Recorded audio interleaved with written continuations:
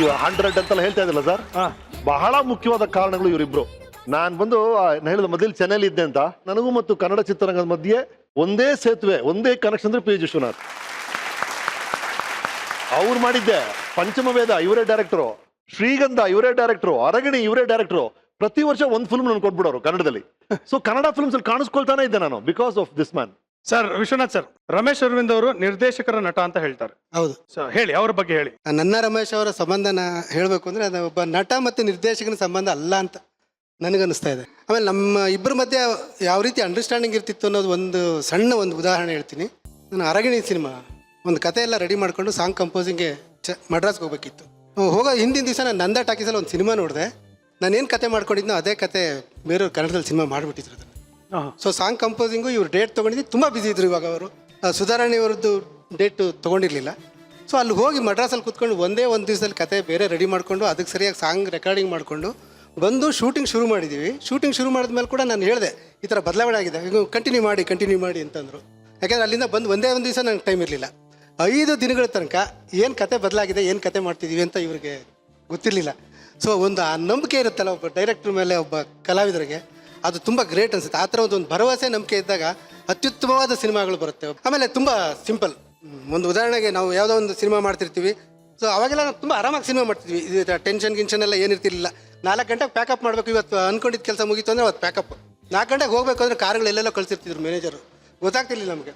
So ಒಂದಷ್ಟು ದೂರ ನಡ್ಕೊಂಡು ಹೋಗ್ತಾ ಇದ್ವಿ. ಯೂನಿಟ್ ವ್ಯಾನ್ ಬಂದರೆ ಯೂನಿಟಲ್ಲಿ ಹತ್ಕೊಂಡು ಹೊರಟೋಗ್ತಾ ಇದ್ವಿ ನಾವು.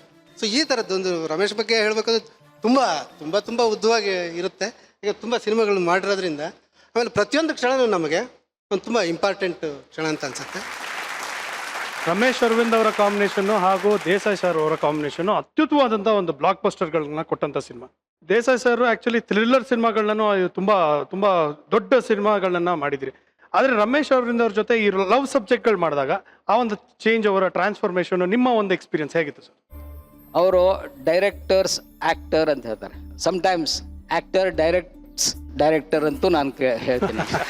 ಯಾಕಂದರೆ ಅವ್ರದ್ದು ನಂದು ಕಾಂಬಿನೇಷನ್ ಹಂಗೆ ಸುಮಾರು ಫಿಲ್ಮ್ಗಳಲ್ಲಿ ಆಗಿದೆ. ಇವಾಗ ನಮ್ಮ ಕಾಂಬಿನೇಷನ್ ಭಾಳ ಇಂಟ್ರೆಸ್ಟಿಂಗ್ ಕೊಲಾಬ್ರೇಷನ್ ಆಗೋದು ಬಿಕಾಸ್ ಫ್ರೆಂಡ್ಶಿಪ್ ಇಂದ.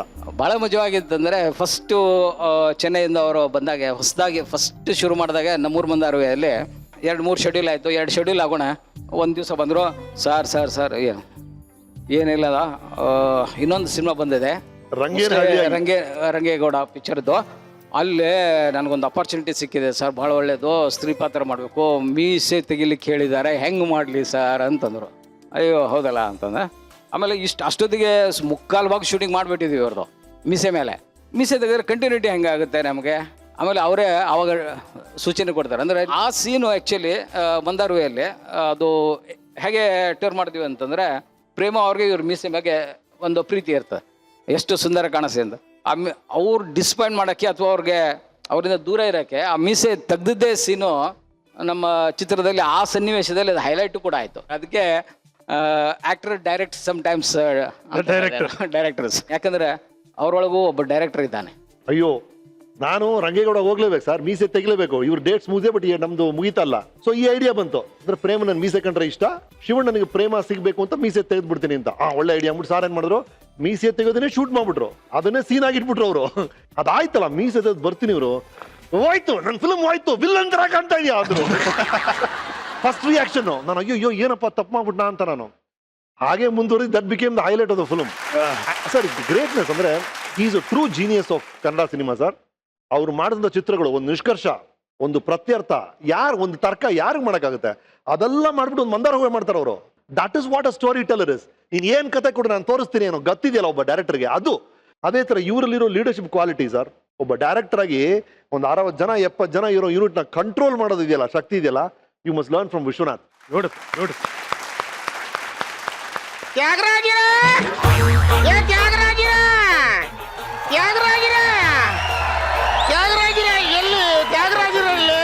ಅಲ್ಲ, ಈ ಗುಂಡು ಪಾರ್ಟಿಗಳ ಪ್ರಾಬ್ಲಮ್ಮೇ ಇದು.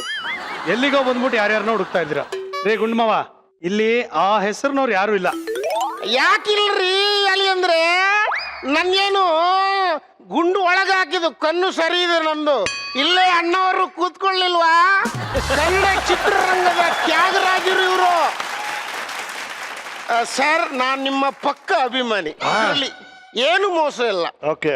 ಪೂಜಾ ಬಾರಲ್ಲಿ ಫುಲ್ ಬಾಟ್ಲಿ ತಕೊಂಡು ಕೂತಿದೆ. ನೀವು ಬಂದ ವಿಷಯ ನಾನು ಕೇಳಿದೆ. ಓಹೋ, ಕೇಳಿದ ತಕ್ಷಣ ಖುಷಿ ಆಗ್ಬಿಟ್ಟು ಕುಡಿಯೋದನ್ನ ಬಿಟ್ಬಿಟ್ಟು ಬಂದ್ಬಿಟ್ರಾ? ಎಲ್ಲಾದ್ರೂ ಉಂಟಲ್ಲಿ ಅಂದ್ರ ಖುಷಿಗೆ ಇನ್ನೊಂದು 2 ಬಾಟ್ಲಿ ಎತ್ಕೊಂಡು ಬಂದೆ ನಾನು. ಸರ್, ನೀವು ನನ್ಗೆ ಯಾಕೆ ಇಷ್ಟ ಅಂತ ಕೇಳಿ ಸರ್. ದಯವಿಟ್ಟು ಹೇಳಿ ಸರ್. ನಮ್ದು ಸೇಮ್ ಕ್ಯಾರೆಕ್ಟರ್ ಸರ್. ಇದಕ್ಕಿಂತ ಒಂದು ಡ್ಯಾಮೇಜಿಂಗ್ ಸ್ಟೇಟ್ಮೆಂಟ್ ಕೇಳಿಲ್ಲ ಸರ್ ನಾನು. ಹೆಂಗಿದೆ, ಏನೇನೋ ಮಾತಾಡ್ತಾ ಇದ್ದೀರಾ ಕುಡಿದ್ಬಿಟ್ಟು? ಅವ್ರಲ್ಲಿ ನೀವೆಲ್ಲಿ? ಅಲ್ಲಿ ಅಂದ್ರೆ ನಾನು ಹೇಳಿದ್ದು ತ್ಯಾಗ ಮಾಡುವುದರಲ್ಲಿ ನಾವಿಬ್ರು ಸೇಮ್ ಅಂತ, ಬೇರೆ ವಿಷಯದಲ್ಲಿ. ನೀವೇನ್ ತ್ಯಾಗ ಮಾಡಿದ್ರಿ ಸರ್? ತುಂಬಾ ತ್ಯಾಗ ಮಾಡಿದೀನಿ ಸರ್. ನಾನು ತುಂಬಾ ತ್ಯಾಗ ಮಾಡಿದ್ದೇನೆ. ಏನು ನೋಡಿ, ನನ್ನ ಗೌರ್ಮೆಂಟ್ ಕೆಲಸನೇ ನನ್ಗೋಸ್ಕರ ತ್ಯಾಗ ಮಾಡಿದ್ದೇನೆ. ಇದಕ್ಕೋಸ್ಕರ ಯಾಕಂತ ಕೇಳಿ ಅಣ್ಣ. ಯಾಕೆ ಹೇಳಿನ? ಡ್ಯೂಟಿ ಟೈಮಲ್ಲಿ 90ಗೆ ಪರ್ಮಿಷನ್ ಇಲ್ಲ ಅಂದ್ರು. ಅದಕ್ಕೆ ಕೆಲಸನೇ ತ್ಯಾಗ ಮಾಡಿಬಿಟ್ಟೆ. ವಾ ವಾ ವಾ. ನೆಕ್ಸ್ಟ್ ಕೇಳಿ ಅಣ್ಣವ್ರೆ. ಹೇಳಿ ಅಣ್ಣವ್ರೆ. ದಿನಕ್ಕೆ 2 ಹೊತ್ತು ಊಟ ತ್ಯಾಗ ಮಾಡಿದೆ ನಾನು. ಕಾರಣ ಹೇಳಿ. ಊಟ ಜಾಸ್ತಿ ಮಾಡಿದ್ರೆ ಹೊಟ್ಟೆಯಲ್ಲಿ 90ಗೆ ಜಾಗ ಕಡಿಮೆ ಆಗುತ್ತೆ. ಅದನ್ನು ತ್ಯಾಗ ಮಾಡಿಬಿಟ್ಟೆ ನಾನು. ನಂತರ ನಿದ್ದೆ ತ್ಯಾಗ ಮಾಡಿದ್ದೇನೆ ನಾನು. ಯಾಕೆ? ನಿದ್ದೆಯಲ್ಲಿ 90 ಆಗಕ್ಕಾಗಲ್ವಲ್ವಾ, ಅದಕ್ಕೆ ನಿದ್ದೆಯನ್ನು ತ್ಯಾಗ ಮಾಡಿಬಿಟ್ಟೆ ನಾನು. ಬಿಡಿ, ಅದು ಬಿಡಿ, ಸ್ನಾನ ಮಾಡೋದನ್ನು ತ್ಯಾಗ ಮಾಡಿಬಿಟ್ಟಿದೆ ನಾನು. ಯಾಕೆ? ಯಾಕಂತ ಕೇಳಿ. ಯಾಕೆ?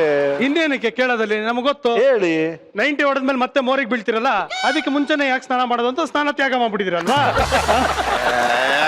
ಒಬ್ಬ ಎಜುಕೇಟೆಡ್ ಮಾತಾಡುವ ಮಾತಾ ಇದು. 24 ಗಂಟೆ ಕುರ್ತಾ ಬಿಟ್ರೆ ಬೇರೆ ಯೋಚನೆ ಇಲ್ಲ ನಿನ್ಗೆ. ನನಗೆ ಯಾವಾಗ ನೋಡಿದ್ರು 30, 60, 90 ಅಂತ ಯೋಚನೆ ಮಾಡ್ತೀಯ. Irresponsible dirty mouth. ಅದರಿಂದ ಆಚೆಗೆ ಬಾ. ಯಾಕೆ ತ್ಯಾಗ?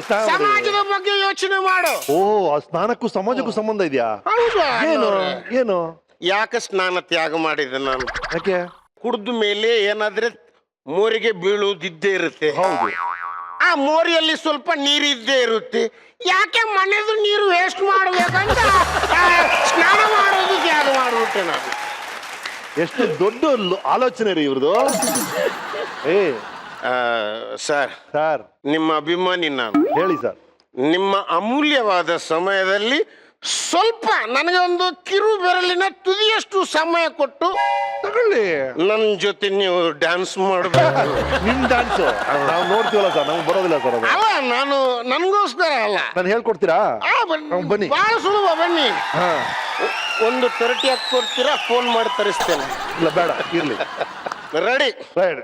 ವಿನೋದ, ನನ್ನ ಜನ್ಮ ಸಾರ್ಥಕ ಆಯ್ತು. ನಂದು ಆಯ್ತು. ಅಯ್ಯೋ ಈಶ್ವರ. ಬನ್ರಿ, ಪೂಜಾ ಬಾರಿ. ಎಲ್ಲಿರಿ ಪೂಜಾ ಬಾರಿ? ನಮ್ಮ ಅಳಿಯಂದಿರಿಗೆ ಬೇಸರ ಆಗುತ್ತೆ ಸರ್. ಇನ್ನು ಸಮಯ ಆಯ್ತಾ? ಅಲ್ಲ, ನೀವು ಪೂಜಾ ಬಾರಿಗೆ ಕರ್ಕೊಂಡು ಹೋಗ್ತೀರಾ, ಓಕೆ. ಅವ್ರನ್ನು ಸೇರ್ಸಿ ಮೋರಿಗೆ ಬೀಳಿಸ್ಬಿಟ್ರೆ ಏನು ಅಂತ ಯೋಚನೆ ಮಾಡ್ತಾ ಇದ್ದೀನಿ ನಾನು. ಅವ್ರನ್ನು ಸೇರಿಸಿ ಮೋನಿಗೆ ಪ್ಯಾಂಟ್ ಇಲ್ಲ, ಇವರು ನನ್ನ ಒಳಗೆ ಚಡ್ಡಿ ಇದೆ. ಇವ್ರ ನಿಮ್ಗೋಸ್ಕರ ಒಂದು ಗಿಫ್ಟ್ ತಂದಿದ್ದೇನೆ ನಾನು. ನೀವು 100 ಸಿನಿಮಾ ಮಾಡಿದೀರಾ, ಎಲ್ಲರೂ 100 ಅಂತ ಗಿಫ್ಟ್ ಕೊಡ್ತಾರೆ. ನಾನು 90 ಕೊಡಿ. ಕರೆಕ್ಟೇ, 100ಕ್ಕೆ 10 ಕಮ್ಮಿ, 90. Thank you so much. Thank you. ಜೊತೆಗೆ ಡ್ರೈ ತಗೊಳ್ಬೇಡಿ, ಒಂದು 100 ಕಡ್ಲೆ ಪ್ಯಾಕೆಟಲ್ಲಿ ಎಂಜಾಯ್ ಮಾಡಿ. ಥ್ಯಾಂಕ್ ಯು ರೀ. ಇರ್ಲಿ ಪಾಪ, ನೀವು ಕೊಟ್ಟಿದ್ದೀರಿ. ನಿಮ್ಗೆ ಅಭ್ಯಾಸ ಇಲ್ಲ ಅಂತ ಗೊತ್ತು, ಬೇರೆಯವ್ರಿಗೆ ಕೊಡೋದು ಬಿಟ್ಟು ನನಗೆ ಕೊಟ್ಟರು. ಥ್ಯಾಂಕ್ ಯು ಅಣ್ಣವ್ರೆ. Thank you. ಎಲ್ಲ ಹಿರಿಯವರಿಗೂ ಥ್ಯಾಂಕ್ ಯು. ಓಕೆ, ಅಳಿಯಂದ್ರೆ ಬರ್ತೀರಾ? ಇಲ್ಲ, ನೀವು ಬನ್ನಿ. Thank you. Arvind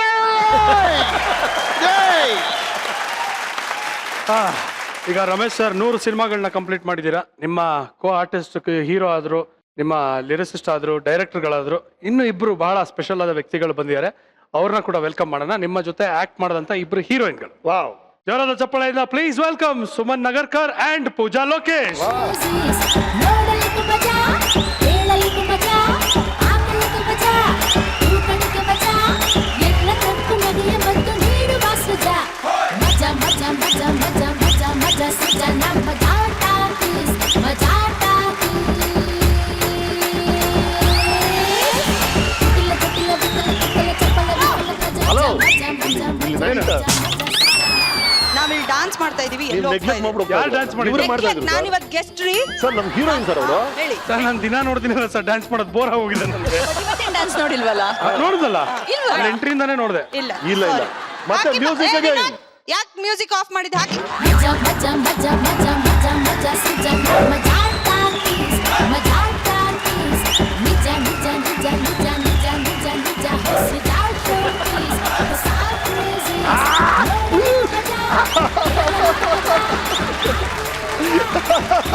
look at ಇಜಿಲಾ ನಮಸ್ಕಾರ. Super dance, super. ಹೌದಾ? Thank you. ಇಬ್ರಿಗೂ ಕಾರ್ಯಕ್ರಮಕ್ಕೆ ಸ್ವಾಗತ. Thank you. ಏನೋ ಹೇಳ್ತಾ ಇದ್ರಿ ಸರ್? ಅಲ್ಲ ನೋಡಿ, ಈಗಲೇ ಈ ತರ ಇದಾರೆ. 20 ವರ್ಷದಿಂದ ಎಷ್ಟು ಎನರ್ಜಿ ಇದ್ದಿರ್ಬೇಕು, ಹೇಗಿದ್ದಿರ್ಬೇಕು, ಇವ್ರ ಜೊತೆ ನಾವು ಶೂಟಿಂಗ್ ಮಾಡಿದ್ರೆ ಏನೇನ್ ಆಗಿರ್ಬೇಕು ಜ್ಞಾಪಕ ಮಾಡಿ ನೆನ್ಪಿಸ್ಕೊಳ್ಳಿ. ಸರ್ ಏನೂ ಆಗಿಲ್ಲ ಸರ್. ನನಗೊಂದು ಡೌಟ್ ಸರ್. ಹಾ. ನಿಮ್ಮನೆ ರೇಷನ್ ಮತ್ತು ಅವ್ರ ಮನೆ ರೇಷನ್ ಒಂದೇ ಅನ್ಸುತ್ತೆ ಸರ್. ಕರೆಕ್ಟ್. ಯಾ ರೇಷನ್ ಅಕ್ಕಿನೇ. ಅವ್ರೊಬ್ರೇ ಅಲ್ಲ, ಇವ್ರೀಗ ಮ್ಯಾರಥಾನ್ ಓಡ್ತಾರೆ, 30 ಕಿಲೋಮೀಟರ್ ಓಡ್ತಾರೆ ಸರ್ ಅವರು. 42.2. 42.4 ಕಿಲೋಮೀಟರ್ಸ್ ಓಡ್ತಾಳೆ ಈಗ Oh my Suman. God. She runs 40 kilometers man. Super sir. ನಾನು ಮೊನ್ನೆ 100 ಕಿಲೋಮೀಟರ್ ಓಡಿದೆ. ಹೌದು, ಹೇಗೆ? ಸಾಲ್ಗಾರಿಂದ ಬರ್ತಾ ಇದ್ರು. ಹಾ ಸುಮನ್ ಹೇಳಿ, ನಿಮ್ಮ ಮತ್ತೆ ರಮೇಶ್ ಅವರ ಒಡನಾಟ. ನಾನು ರಮೇಶ್ ಅವ್ರ ಜೊತೆ ಒಂಥರ ನಂದು ವಿಭಿನ್ನ ಅಂತಾನೆ ಹೇಳ್ಬೇಕು. ಯಾಕೆಂದ್ರೆ ರಮೇಶ್ ಅವ್ರ ತಂಗಿಯಾಗಿ ಆಕ್ಟ್ ಮಾಡಿದೀನಿ, ಆಮೇಲೆ Yeah, I know. Second heroine ಆಗಿ ಆಕ್ಟ್ ಮಾಡಿದೀನಿ, ಆಮೇಲೆ ಪೂರ್ಣ ಪ್ರಮಾಣದ ನಾಯಕಿಯಾಗಿ ಮಾಡಿದೀನಿ. ವಾಹ್. ದೇಸಾಯಿ ಅವರ ನಮ್ಮೂರ ಮಂದಾರ ಹೂವೆ ಚಿತ್ರದಲ್ಲಿ ತಂಗಿ. ನನ್ನ ತಂಗಿ ಹವ್ಯಕ ಭಾಷೆ ಮಾತಾಡೋದು ಇಬ್ರು. ಹಾ, ಆರಾಮಿದ್ದ? ನಾಪ್ಕ ಇದ್ದ? ನೋಡಿ ಇವ್ರಿಗೆ ನಾಪ್ಕ ನೋಡಿ ಸರ್ ಈಗ್ಲೂ. ಎಷ್ಟೋ ಜನ ನಾನು ಹವ್ಯಕರು ಅಂತ ಅನ್ಕೊಂಡ್ಬಿಟ್ಟಿದಾರೆ ಆ ಭಾಷೆ ಮಾತಾಡಿದ್ದು ಆ ರೋಲ್ ಇಂದ.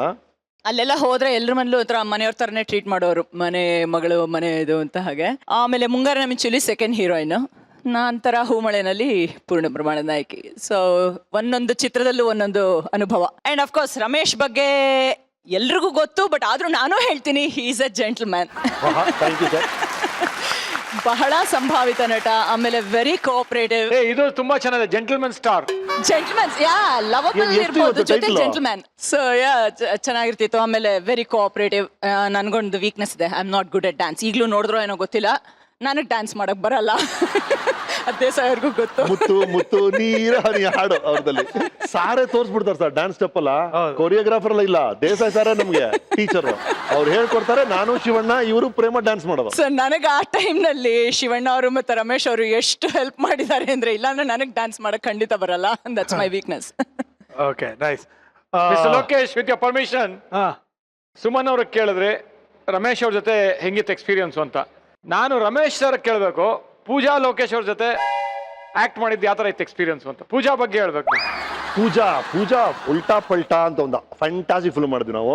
ಈಗೆಲ್ಲ ಫಿಲ್ಮ್ಸ್ ಮಾಡ್ತೀವಿ, ಕ್ಯಾರವನ್ಸ್ ಅಲ್ಲಿ ಇರ್ತೀವಿ, 5 ಸ್ಟಾರ್ ಹೋಟೆಲ್ಸ್ ಇರ್ತೀವಿ. ವೇರ್ ಡಿಡ್ ವಿ ಸ್ಟೇ ಪೂಜಾ ಅವಾಗಲ್ಲ?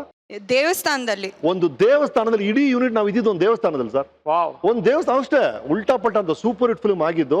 ನಾವೆಲ್ಲ ಆಲ್ ಆರ್ಟಿಸ್ಟ್ ಒಂದು ದೇವಸ್ಥಾನದಲ್ಲಿ ನಾವೆಲ್ಲ ಇದ್ದಿದ್ದು. ಬೆಳಗ್ಗೆ ವೈಟಿಂಗ್ ಟು ಶೂಟ್ ಮಾಡೋದು ಬರೋದು ಅಲ್ಲೇ.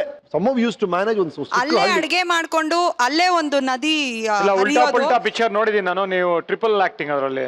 ಅದೊಂದು. ಅಂಡ್ ಇನ್ನೊಂದು ಬ್ಯೂಟಿಫುಲ್ ಸೀನ್ ಅಂದ್ರೆ ಕ್ಲೈಮ್ಯಾಕ್ಸ್. ಓ ಮೈ ಗಾಡ್, ಅದ್ರಲ್ಲಿ ಒಂದು ಬರೋಂತ ಕನ್ಫ್ಯೂಷನ್, ಎಂಥ ಒಂದು ರಯಟ್ ಅಂತ ಅಂದ್ರೆ ನಮ್ಗೇನೆ ಫಸ್ಟ್ ನೋಡಿದಾಗ ಇದ್ಯಾರು ಅಂತ ಅಷ್ಟು ಬ್ಯೂಟಿಫುಲ್ ಆಗಿತ್ತು. And making was so beautiful ಅಂದ್ರೆ ನಾವೇ ಬಿದ್ದು ನಗ್ತಾ ಇದ್ವಿ. ಅದ್ರಲ್ಲಿ ದತ್ತಣ್ಣ ಇದ್ರು. ಓ ಮೈ ಗಾಡ್, ನಾವು ಅವ್ರು ಮುಗ್ಸೋಶಲ್ಲಿ ನಗ್ಬೇಡಿ ಅಂತ